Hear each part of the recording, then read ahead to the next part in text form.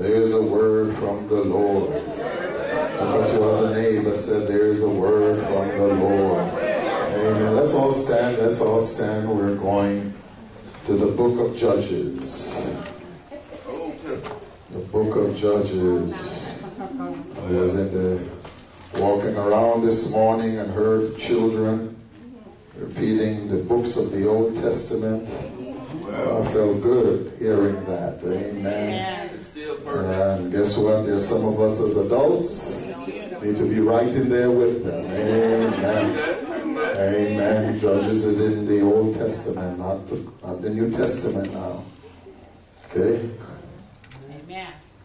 It's the book of Joshua, and it's followed by the book of Judges. JJ. Amen. Everybody there? Good. We're reading from the Amplified this morning. You can follow on the screens. Then Jerubbaal, which is Gideon, and all the people who were with him got up early and camped beside the spring of Harod. And the camp of Midian was north of them by the hill of Moreh in the valley. Then the Lord said to Gideon, there are too many people with you for me to hand over Midian to them. Otherwise, Israel will boast about themselves against me, saying, mine own power has rescued me. So now proclaim in the hearing of the people, whoever is afraid and trembling, let him turn back and leave Mount Gilead. So 22,000 men returned home, but 10,000 remained. Then the Lord said to Gideon again, there are still too many people. Bring them down to the water, and I will test them for you there. Therefore I shall be that he of whom I say to you, this one shall go with you, he shall go with you, but everyone of whom I say, this one shall not go with you, he shall not go. So he brought the people down to the water, and the Lord said to Gideon, you shall separate everyone who laps the water with his tongue as a dog, as well as everyone who kneels down to drink. Now the number of those who lapped the water, putting their hand to their mouth, were 300 men. But all the rest of the people kneeled down to drink. And the Lord told Gideon, with 300 men who lapped, I will rescue you and will hand over the Midianites to you. Let all the other people go home to his house. So the 300 men took people's provisions for the journey and their trumpets made of ram's horns in their hands, and Gideon sent away all the other men of Israel, each to his tent, but he kept the 300 men, and the camp of Midian was below him in the valley. May the words of our mouth and the meditation of our heart be acceptable in thy sight, O Lord, our strength and our Redeemer. I need your help today in looking at your neighbor, because it's a possibility when you're finished saying to them what you're about to say, they might just leave. It's a possibility. I can't guarantee they're going to remain, so please make sure the doors remain open. Don't close your doors. You don't need to do any escorting. I want you to look your neighbor straight in the eye with all the energy and boldness you've got and say, there are too many men on the field. Come on, look at your other neighbor. Say, there are too many men on the field. Oh, come on now. You're still looking at me like I'm crazy.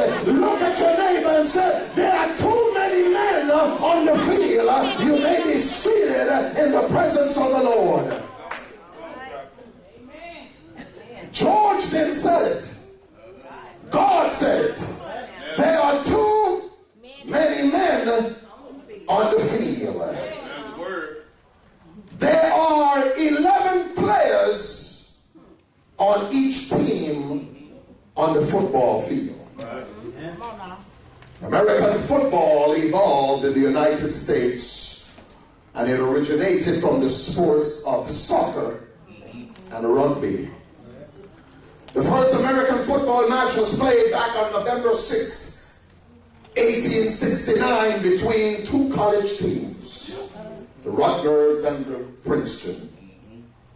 And they used the rules of soccer at the time. But in 1880, a man by the name of Walter Camp, who was the father of the American football, established the snap, the line of scrimmage, 11 playing teams, the concepts of the downs. There are 9 players on the field in baseball, and there are 10 players on the court on each team in basketball. Well, the NFL commissioner and the NBA commissioner, as well as the commissioner of baseball, has no authority to change how many players are going to be on the court or is going to be on the field. Let me say it again. The NFL commissioner or the NBA commissioner does not have the authority to change how many players are going to be on the court or are going to be on the field. But I've come by with some good news. The heavenly commissioner, the commander-in-chief, has full authority to decide how many men are going to be on the field. Oh, I know you don't like this today. He has full authority to say this time around we only need 10. Next time around we only need 1. Oh, next time around we might need 100. But guess what? He has full authority to determine the play, to determine the players, to determine the strategy, and he has power to make changes at any time he chooses. The commander-in-chief. The Israelites did evil in the sight of God, which resulted in them being under the control of the Midianites for 7 years. During harvest time, the Midianites and the Amalekites will come by the Israelites' camp. What they would do is they would take all their crops. All your watermelons gone. All your wheat gone. Everything that you had planted and everything that you had harvested was gone. But guess what? They didn't stop there. Your bull and your cow and your sheep and your goat, guess what? They even took your livestock. So that means that during harvest time, I want you to think about it. You go out and work for 40 hours. And on Friday, Uncle Sam takes your check.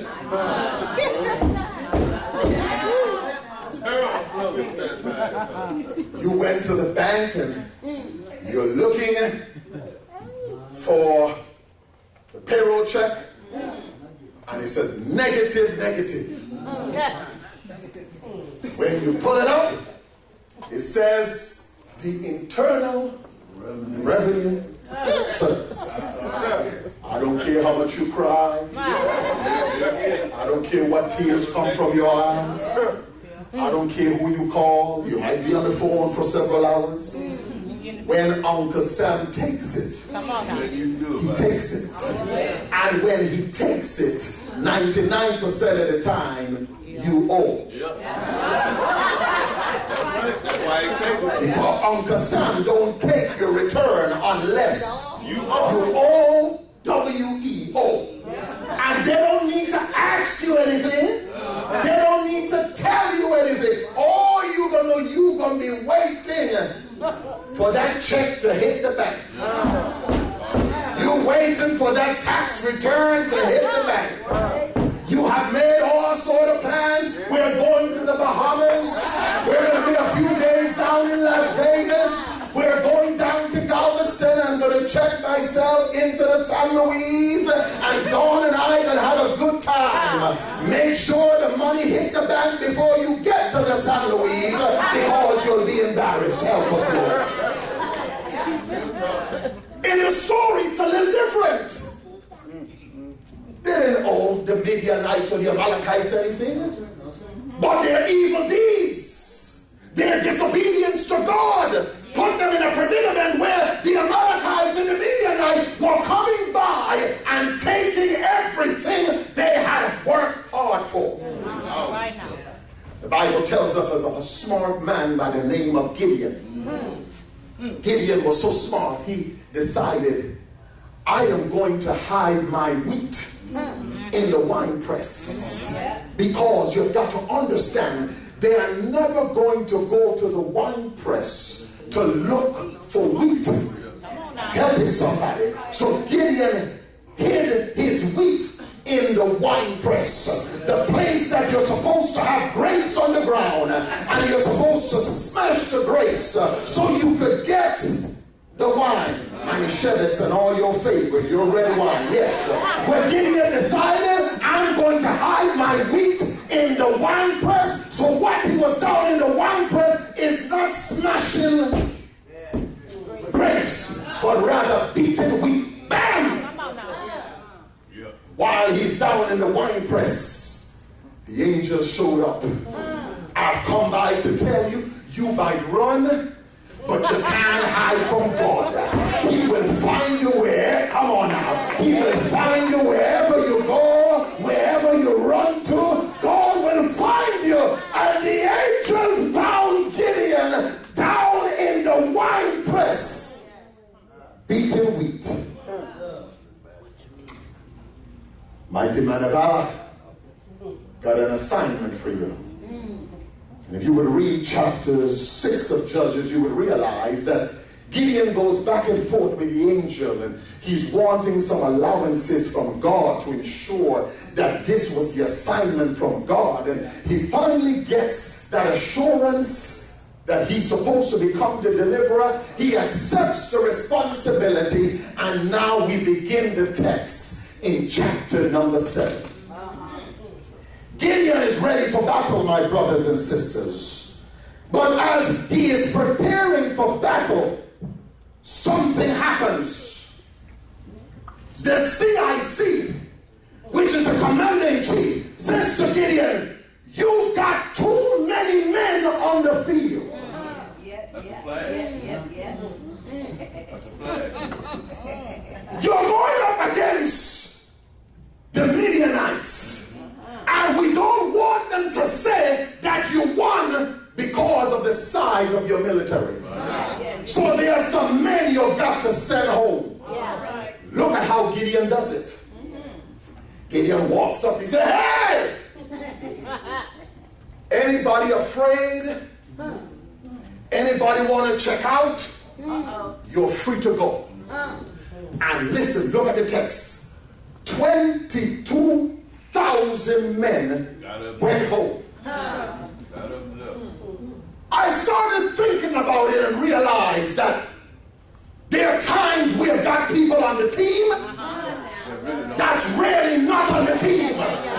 All they're looking for is a way out. Oh, I'm helping somebody. They're looking for a way out. They're looking for the opportunity for you to say something or to do something so they can say, Pastor, bye-bye. 22,000 men left their wives, left their children, and showed up for battle. And the first opportunity, they got to drop the mic. The first opportunity, they got to run home. They picked up everything they got, and they said, hey, LCM, I'm out of here. Bye-bye.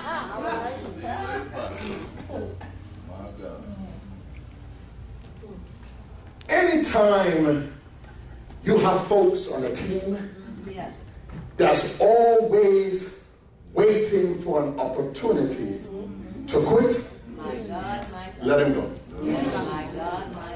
Oh, I'm going to leave the church. Shake it off. Every week they're about to leave. I'm going to resign the job. Every week they're about to resign. I'm going to divorce you. Maybe we should get separated. One day you're going to get what you're looking for. You're going to get it. Because me, Dawn ain't got to say to me too many times she wants a divorce. And she ain't got to say too many times she wants a separation. Because the fact that she's mentioned it several times tells me she don't really want to be in this. Because why should that even be? Why should that even be a choice? We didn't say we need a break. I would have rather she said we need a break. Like one of the kids sleep in the living room and you go upstairs in one of the bedroom and you know, we take a break. We're still under the same house. But when you meet folks that are always looking for opportunities for the word divorce or separation, please understand, there's something going on the upstairs, and it don't make no sense for any of us to try to hold nobody any place they don't want to be. Ouch, hallelujah. When you're ready to leave lifestyle, you don't need to tell me every Sunday you're going to leave. Go ahead and help yourself. The door is, I'm helping somebody, the door is right there. There are those of you that manage people, and every week they're telling you they're going to resign. Why don't you help them? Say, do you need me help you pack your bags? So I'm helping somebody. So you can leave. I'm helping somebody. I'm tired of you telling me you're going to leave. I'm tired of you telling me you're going to resign. Go ahead and do it. Gideon needed to learn some important principles. What are those, Pastor? I'm so happy you asked. Players are going to always change. You know what? Aren't you tired of stressing yourself out? We think we know people. Some of you think you got a psychology degree. You master the art of behavior in people. And we're finding out more and more every day, we really don't know people. Pastor, I got your back. Man, Gideon heard those words. Gideon, I'm with you. I'm your ride or die dog, Gideon. I'm in this with you for the long haul, Gideon. But the first opportunity they got to run, guess what? Bye-bye. I told you a few days ago, I was speaking to someone. I think I was sharing it Thursday. And I asked a person, I said, why weren't you at service for such and such?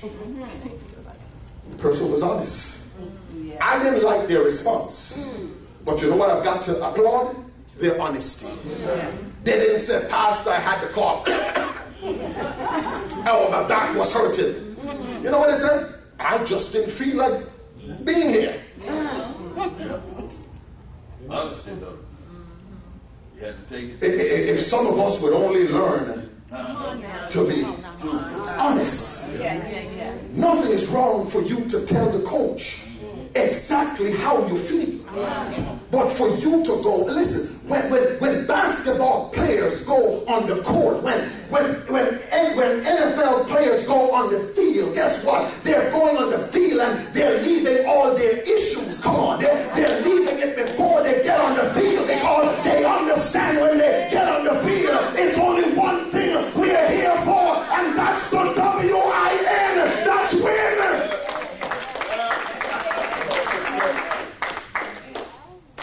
Gideon was about to drop the mic. He said, God, I really didn't want this assignment. I answered the call, and now you're telling me that I got to get rid of some men. Now, he didn't give me no figures. He just said, some men got to go. Got 2 men. When Gideon looked around, he went from 32,000 down to, do you know what it's like for 22,000 people to walk away? Oh, Jesus. If 10 of you walk away from me, it's going to be tough. Why? Because when 10 walk away, the bills don't change.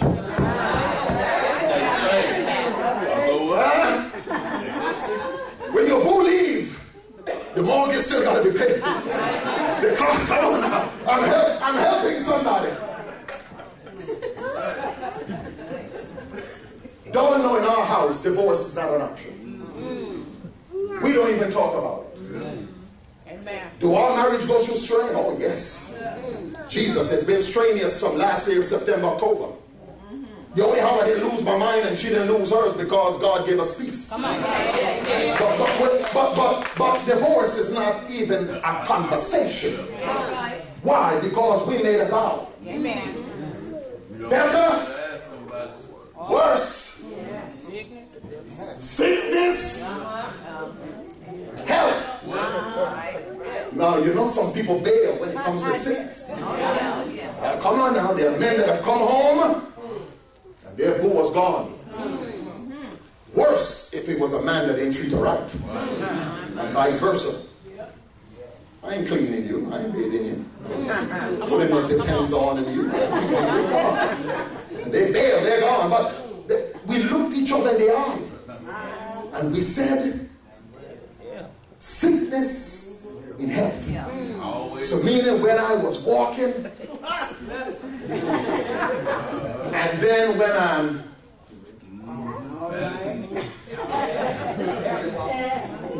sickness, health. Richer.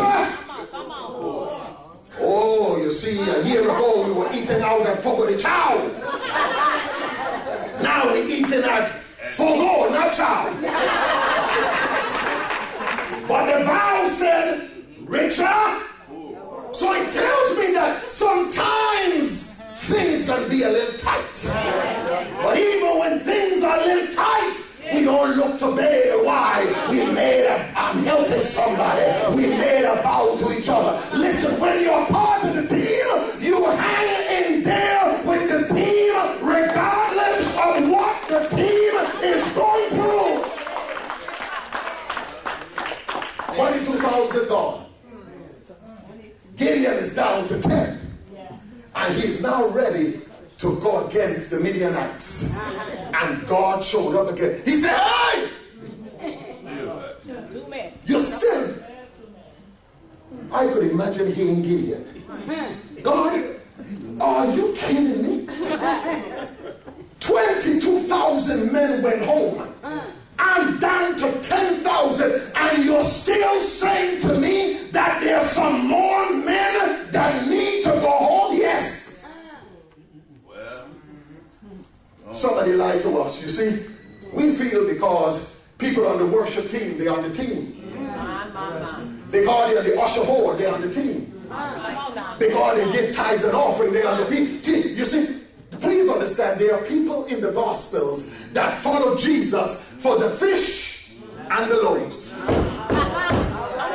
There are people who attend church, join church for two reasons. A place to bury them when they die. And a place they can come to say, I do. What's that? Yes. The people are joining for many reasons. But so when they die, what are you a member of? Lifestyle Christian Ministries? You pull the roll book? Yeah, you did join in 2016. But we didn't see you 17, 18, 19, and in February of 2020, we're going to see you because you're going to be laid out in a casket. And guess what? Don't we dare say we ain't going to bury you. Your family would want to eat us alive. Oh, how could they do that? Guess what? Do you know there are churches you go to now, they won't even allow you to use a sanctuary to bury a family member. They go to the roll book. Oh, this is Deacon George night. Hey, Deacon, how you doing? Oh, I just had a relative that passed away. I want. Give me a few minutes. Check the road. They go to the roll. They pull up Deacon George night. They are not looking for the attendance because they ain't concerned about bodies. They go over to the next column that says tithes and offering. And they realize in the tithes and offering column, from 2016 to 2020, all you gave the church was $500. in 4 years. And they come back on the phone and they say, hey, we just want you to know, we're so sorry, but we're not going to be able to keep the funeral here. Why is that? Holy Spirit, have your way. You were not a faithful member. Holy Spirit, have your way. Don't say that. You doubt what I'm saying? Yeah. Check it out. It's right. Check it out. We want the benefits of the team, but we don't want to put in the work. The benefits of the team we want, but we don't want to put in the work. Listen, there are some men that got to go home. Now listen, the men are out on the battlefield and they are thirsty. They are dying of thirst and they want some water to drink. Now listen, the first 22,000 that went home, God said, Gideon, go ahead and just release them to go. But God said, this time around, I'm going to do the selecting. I'm going to leave it to you, Gideon, because you know what? In leadership, we have our preferences. See that? If I am to be the one to do the selecting, I'm going to go through the crowd and I'm going to do selections based on a lot of factors. See that? Wall, you're always at church, chosen. Poll, you are a faithful tither, chosen. Speaker, you are here on time, chosen. Microphones, you call the pastor every other day with a word of encouragement, chosen. So God said, no, I'm not leaving you, Gideon, to do the selection. I am going to be the one who is going to decide who is going to stay on the field and who is going to go home. Listen, it's time for us as the body of Christ to stop stressing out ourselves when people leave the field and when people leave the team, because God is strengthening the team for a purpose. They're really not with you. They may be there in body, but their mind and their heart is as far as the east is from the west. So walls, I'm talking to you. They get down to the water, they're thirsty. God said, listen now. Being a part of the team, you can't have pride. Amen. There's some of us got too much pride in the kingdom. Come on, Fritz. If one of those restrooms had a problem, I ain't got no problem as the pastor of the church to go in there with my suit on, take off the jacket, maybe roll up the sleeves and do what I've got to do to ensure that the commodes are function. Am I helping somebody? You see, when you are part of the team, there is nothing that you won't do for the team.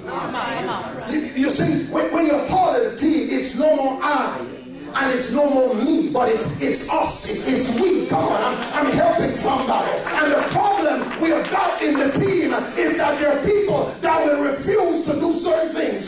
There are some things they just ain't gonna do. Give them a microphone every day, but you don't dare give them a mop. Give them a mic, but not a mop. I'm helping somebody. They get down to the water. They're thirsty. God said, now, listen, Gideon, I'm going to do the separation. There are some who ain't got no pride. They're going to do whatever they got to do. And remember, they are still on the team and they're still actively involved in warfare. When you go on vacation, you don't leave your Christian walk at home. You go with it. You know, some of us, we leave it at home. Oh, this is my time now. Listen, I'm a preacher of the gospel every place I go. On the beach, at the hospital, at the prison, wherever I show up, I'm a preacher of the gospel. In the restaurant, listen, I pray for folks, I don't care where you are. You need prayer, I'm going to lay hand on you. Why? Because I don't leave that at home. It has become a part of my I'm here with something. A part of my character. But our problem is, you see many of us here, you picked it up this morning. And you walked in all sanctified. And when you go back home, you're going to rest it down, because tomorrow morning it's going to be a different person on the job. Walls, I'm not talking to you. Walls, I'm talking to you. You see, some of you wives and husbands, you are different at the church house. At the church house, you holy, come on. It's hallelujah at church. When you get home with your boo, it's hell. Come on now, come on, walls, come on, walls, I'm talking to you. You see, when you're part of the team, there's no inconsistency in your walk. The same person at the church house is the same person at home.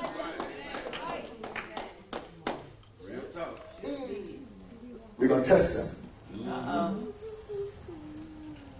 They get down to the water, and 9,700 have pride. All they're supposed to do now is go down. Remember, they're still on active duty. Yes, sir. The 300 realize, listen, we can't take nothing for granted. So rather than going down in the water, they just bent over. Got their hands. They're lapping the water like a dog. Come on now. You see, when you're part of the team, you ain't got no pride in what's going on, because you understand it's bigger than you. And guess what? I'm not the only one lapping like a dog. All the rest of us are lapping like a dog. So all of us look sick. Look. Am I helping somebody? When we all doing it, nobody looks silly. Nobody looks crazy. Nobody's looking at the other person, while we are all doing the same thing. Make it clear, preacher. But 9,700, they look for a break. I told somebody, they ain't got no break. I don't get none. All that we go through, I don't get no break. I don't decide I'm staying home on Sunday. I could. Well, I could just call one of the ministers. Prophet, just take the word today. Minister Frank. But why we show up? Not because I made a commitment to you. I made a commitment to God.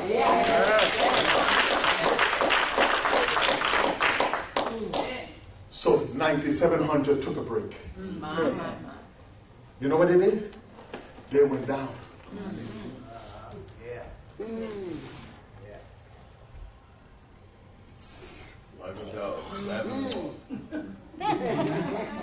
The others are still lapping and watching.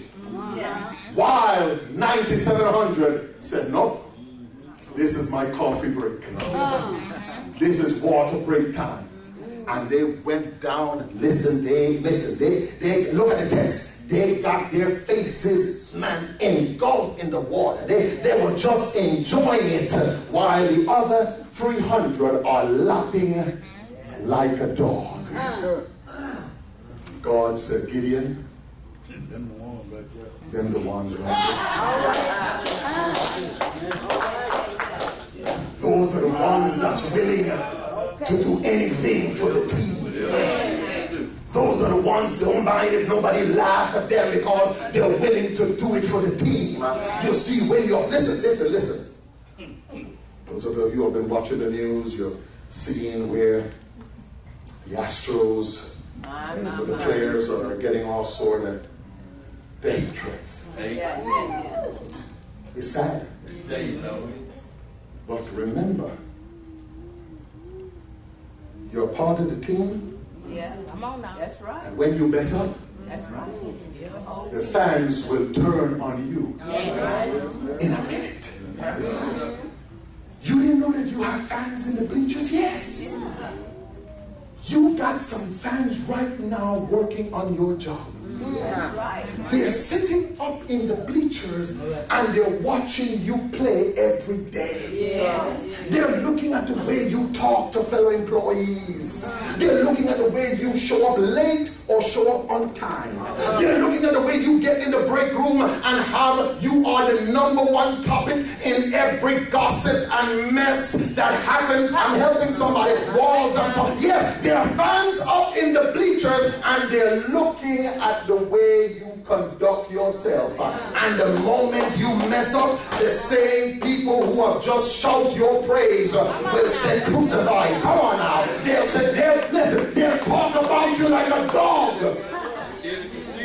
All right. Yeah. We have got to be willing to do whatever it takes, not for George, but for the team. It means some sacrifice. Come on, and listen, we all could stay home on Thursday night. We all, including me. But we show up because we're a part of the team. Sure, you're being blessed, not because of your praying, because you ain't praying. Come on now. Why are you being blessed? Because there are other members. You're free to go. There are other members on the team who are doing what? Praying for you. And we ain't looking to see whether you show up or not, because you're part of the team. So we're calling out your name to God, just like we're calling out everybody. I'm helping somebody. Just the way we're calling out everybody else's name. Why? Because we are part of the team. And with the team, we either going to win together or we're going to die together. Am I talking to anybody in the house today?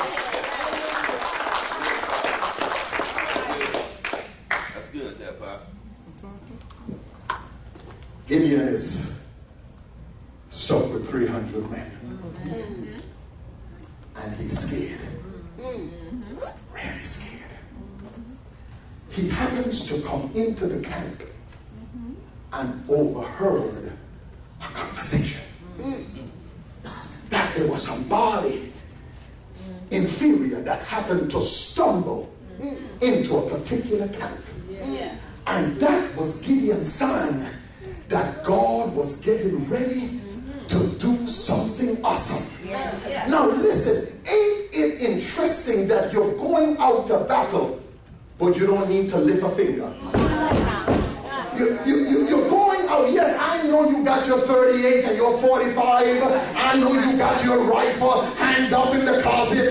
Come on, I know you got your gun in the case and you all ready. But guess what God is saying? You're going out on the battlefield and you're not going to have to use your weapon. Am I talking to somebody? Gideon and his 300 men. Now listen, what they used to do, they would take turns. Take turns to keep watch. While some sleep, some keep in watch. Watch. We're getting ready now to invade the Median camp with only 300 men. They got their trumpets in their hand, made of bronze horn. And they're getting ready to do what? To blow their trumpets. And in the other hand, they got their lanterns. Light in one hand, horn in the next. Light to see, horn to confuse. Light to see what God is getting ready to do to the enemy, and the horn to confound the enemy. Am I helping somebody? God wants us to know, I'm giving you a trumpet, your mouth to decree and declare what I've told you, and I'm still giving you light to see what I'm doing. And listen, they begin to blow their trumpet, boom, and guess what? The Midianites begin to turn. I'm helping somebody. They begin to turn on themselves. And God give you light so you could see. So you could see. Listen, ain't like the lights were off and all of a sudden it came on now and you're just seeing dead men. You have light to see what's happening to the enemy. God is saying, I'm giving you light to see what's, I'm helping somebody, to see what's happening to the enemy. And guess what? I did it with a handful.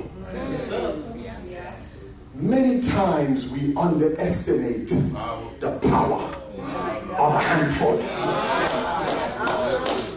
If you ain't got no water, you will enjoy a handful of water. If you ain't got no money, you will enjoy a handful of change. Am I helping somebody? You see, when you ain't got nothing, you know what it's like to enjoy a handful of something. I'm saying to all 1,000 of you today, God is getting ready to do some stuff with a handful of, I'm helping you, with a handful of people. God is saying, I'm getting ready to turn things around with a handful of people. Don't underestimate a handful. It's powerful in the hands of God. Oh, I'm talking to somebody. Listen, this one hand. This is my most powerful hand. It's my right hand. I guarantee you, I can take you out with my right hand. I ain't going to be able to do it with the left. You already know. But this right, I'll take you out with the right. And maybe you're here today, you're left-handed. Your left hand is powerful. And you might be able to take me out with your left hand. And maybe none of your hands good. Or maybe you got a good foot. A good left foot. Or maybe it's a good right foot. Or maybe you ain't good with either hands nor feet. But guess what? You got some 20/20 vision. And God has given you the ability to see some things in the I'm talking to somebody in the spirit realm. So guess what? When it's your hand, and guess what? There's some of you, your hands ain't no good, your feet ain't no good. Guess what? Your eyes ain't no good, but guess what? You got 20/20 hearing. The pastor will be over here talking to Deacon Lawson. The music is on, but you could still hear the conversation that the pastor is having with Deacon. I'm helping somebody. I'm saying that everybody have their gifts and their abilities. Nobody here is inferior. You all bring something to the table. We all are. Listen, I don't care whether you're the person who clean, or you're the person who count the offering, or you're the person who does security. There's nobody in LCM that's inferior to anybody else. We are all a part of the team, and we have all got our work to do, and you must be willing. Help us, Lord. Listen, are you ready? Because the coach got some work. One of the things I realize in sports as we close, Don't do that. when the coach is upset with the play, I see them talk to them players crazy. I'm not saying I'm talking to you crazy, okay? I'm not saying that. But guess what? Ain't got nobody backing up and saying they quit. Why? Because they understand all the coach is trying to do is to make the team better so they could win the next, the next time around. Well, guess what? The pastor happens to be the coach at this assembly. And it means that the coach has got to call the players in. And when the coach calls the players in and the coach correct the players on the play, if you're part of the team, you just take it with a grain of salt, you get it right, and we keep going on. Well, guess what? If you're offended because the coach corrected you, it tells me you were never a part of the team. Bye-bye. See you later. That's good. Do you know what makes me better? Right here. The biggest critic. Biggest. Don't talk about the tool sitting in front of me.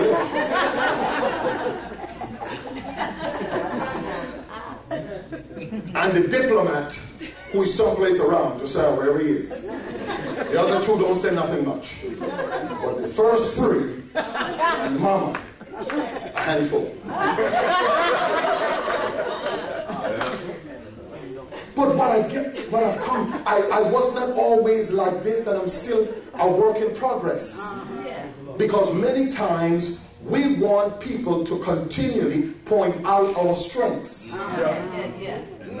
You want people to keep telling you, oh, you could sing. But you don't want them to tell you, you have a nasty attitude. You might be able to sing, but your attitude is nasty. And I gotta tell you, listen, Sister Chen, man, you got a voice out of this world, but your attitude stinks. Come on now. Sister Jane, oh, you're a good tither, but I gotta walk on eggshells around you because you always seem to have a mood. Today you're smiling, and by the time I'm finishing the message,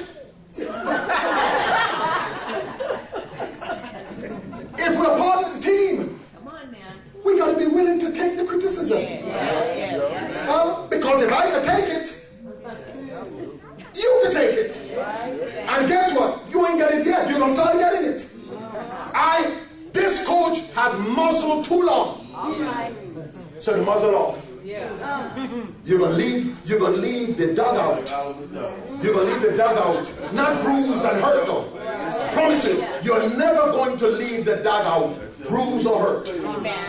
But you're gonna leave the dugout rebuked, corrected, and empowered to do what? To do better.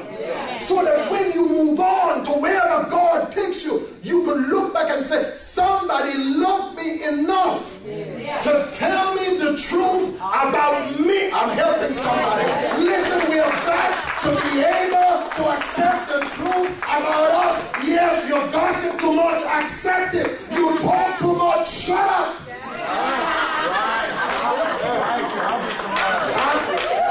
We got to be able to tell the truth. And guess what? When you're guilty, just say, ouch. Hallelujah. That's what I've learned. Listen, all I do now is say, ouch. Put it on in me a week ago. It was hot. Hot. Because I got to switch roles. Pastor, daddy, husband. At 89:15, I ain't a pastor. You know what I'm there? Daddy and husband. A lot of hats to wear. So daddy got to take off all the biblical eloquence and come down to just everyday language and life. And let's do what? Reason together.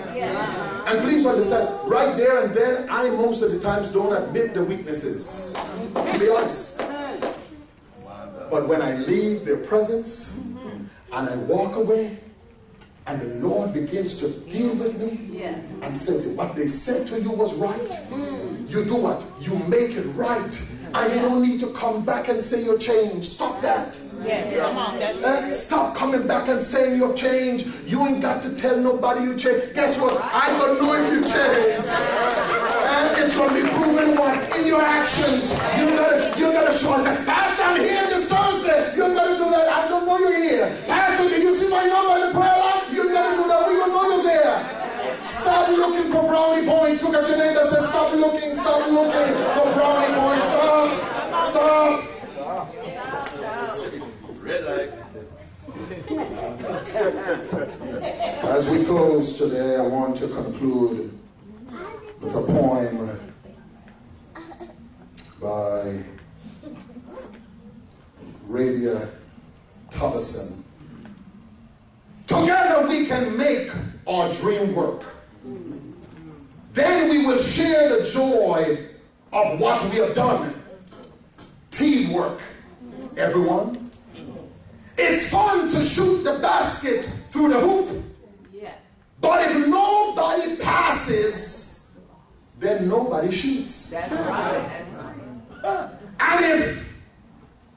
And the relay race just can't go on if nobody wants to pass the baton. We are parts that make up the whole. And we have got to keep our eyes on the common goal. Sometimes it can be a big plus when you and me becomes an us. Sometimes we can have great impact, but the you and the me must now become us. I have no idea why God gave us this world. But there's one thing I'm confident of. I will not be intimidated nor fearful of numbers. Because God has proven to us from Genesis to Revelation, He's capable of doing awesome things with a group of people. 12 men. 12 men changed the world. I'm helping somebody. 12 men changed the world. Well, guess what? We are more than 12 here today. So if we would become dedicated to the task, if we would decide, I'm putting my pride aside and I'm going to do whatever it takes for the team, guess what? When God starts weeding people out, we are not going to worry about it. Why? Because God is saying there's too much people on the field. Come on. Listen, when you see a situation in your life where you feel you're all alone, don't worry about it. God is saying, I need you alone to be there right now. Why? Because I want to prove to you that what I'm about to do, you can't take any praise. Come on. All praise must be to God. There's a reason He downsizes. Corporate America downsized to cut back on spending. Yep. You're not confident you're going to have your job tomorrow. You believe you would, but you're not confident. Because they could say to you, there's going to be a massive layoff. You and I know when you walk into Walmart and Target and HB and Kroger's, they have taken away half of the registers where somebody stands. That's right. Now they allow you to do self-checkout. What are they trying to do? Save. And because we like the convenience of not being able now to go into HEB and choose your own grapes and your own watermelons and your own tomatoes, you now do everything online and then you just pull up. I have one of my favorites that love curbside. They just pull up and guess what? Somebody comes out and bring your groceries to you. And what we have just done, allowed a few more people to go home. So I want you to understand, and guess what? Listen, as the world changes, you're going to show up to the bank. And please understand, you're not going to be having tellers like you have now. They're going to keep one or two because, you know, there's some senior citizens that are loaded. Yeah, they ain't going to talk to the machine. They want a live rep where they can say, good morning! And they put the check on the counter. But guess what? Soon you're going to walk up and you're going to have your virtual teller. And guess what? A few more people are going to go home. Corporate America is downsizing to save them money in their pockets. God is saying, when I make changes to the team, I'm making change so that everybody in Houston could know that this group of people right here at 12505B was able to turn mountains upside down. Why? Because we had a dedicated team and God weeded out everybody in the team who was just hanging around for the loaves and the fishes. Amen. Amen. Look at your neighbor as we stand all over the building today. Look at your neighbor today.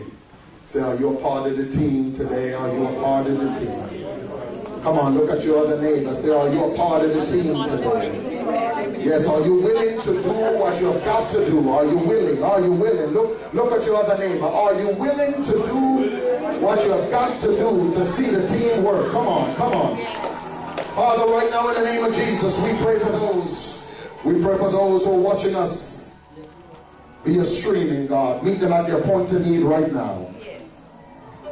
Lord, maybe they're looking at us and they're not a part of any team. Maybe you are not even a Christian, but we want you to know today that you can have an experience with God. Romans 10:9 and says, if thou wilt confess with thy mouth the Lord Jesus and believe in thy heart that God raised Jesus from the dead, you can be saved. For with the heart man believeth unto righteousness, and with the mouth confession is made unto salvation. You can be a part of the team today. Father, in the name of Jesus, we pray for those that are watching us online, God. Touch them. Meet them at their point of need. Those that do not know you as Lord and Savior, we pray for their conversion right now. Save them, deliver them, and set them free. God, we give you praise and we give you glory. And we give you honor, for you are worthy. In Jesus' name, amen. If you're looking at us and you've never accepted Jesus Christ and you just prayed, you just asked God to come into your heart, we want to hear from you. Go ahead, send us an email. Come on, log on to our website at lifestylehouston.org and communicate with us and let us know that you were blessed.